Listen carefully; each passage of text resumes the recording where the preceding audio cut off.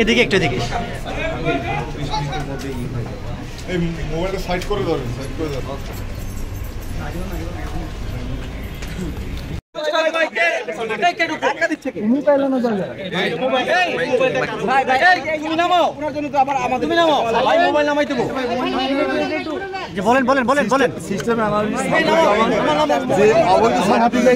সেই সম্পর্কে জানতে চেয়েছি। কি কি জিজ্ঞেস করেছে আপনাকে বলেন?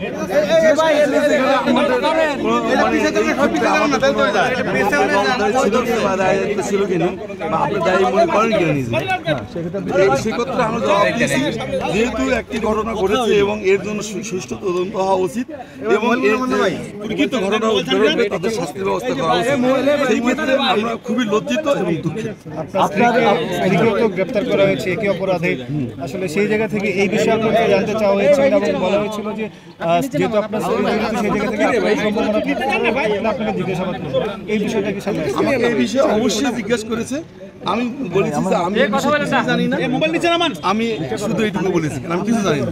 আচ্ছা, আপনার স্ত্রী এই অপরাধে না, আমি কিছু জানি না। আচ্ছা, আপনি বলবেন যে আপনি 21 সালে মেবি কারিগরি শিক্ষা বোর্ডে এসেছেন, আপনার পরে শামসুজ্জামান এখানে এসেছে এবং শামসুজ্জামান এই কাজ করছে, এই বিষয়ে আপনাকে বারবার বলা হয়েছে, আমরা সাংবাদিকরা আপনার কাছে রিপোর্ট, তারপর আপনি কি ব্যবস্থা নিয়েছিলেন? আমরা এটাকে নিয়মিত আমাদের চেষ্টা করেছি, যারা আপনারা কপি দিয়েছিলেন, চেষ্টা করেছি যে এটা আমাদের ওয়েবসাইটে আছে কিনা আমরা খুঁজে দেখার চেষ্টা করেছি, কিন্তু আমরা পাইনি। পরবর্তীতে আমরা চেষ্টা করেছিলাম যে কোনো আপনাদের কাছ থেকে সঠিক কোনো কাগজ পাওয়া যায় কিনা। যেহেতু আপনারা এটা পেয়েছেন, গোয়েন্দা সংস্থা বের করেছে, আমরা এর বেশি কিছু বলতে পারি। গোয়েন্দা সংস্থা বের করার আগে একাধিক প্রতিবেদন হয়েছে, আপনি চেয়ারম্যানকে বলা হয়েছে, আপনি কেন সরালেন না? আপনি এখন কিভাবে দাবি করেন যে আপনি জড়িত না?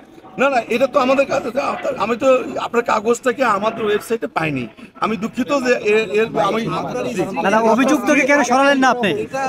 আপনি তার স্বামী, আপনার স্ত্রী এখন কারাগারে, মানে বিষয়টা কেমন, কেন কি জন্য গ্রেফতার করা হয়েছে, তার সংশ্লিষ্টতা নিয়ে আপনার কি মতামত? আমি আমার মতামত আমি ভুল করছি। আচ্ছা, ক্যামেরায় তাকান, ক্যামেরার দিকে বলেন।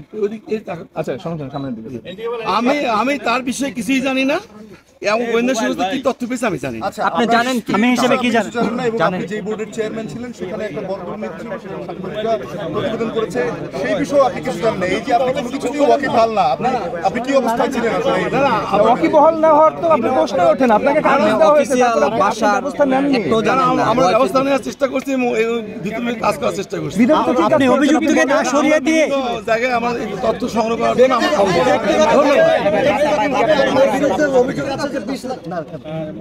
ব্যক্তিগতভাবে আপনার বিরুদ্ধে অভিযোগ আছে যে 20 লাখ টাকা আপনি নিয়েছেন এনকে এর কাছ থেকে, সেটি মন্ত্রণালয়ে তদন্ত চলছে, এই বিষয়ে আপনার বক্তব্য কি? এটা মিথ্যা বানোয়াট ভিত্তিহীন, এটা তদন্ত চলছে। তদন্তকারী কর্মকর্তা আমার সম্পর্কে কিছু তথ্য খুঁজে বের করতে পারে, করবে।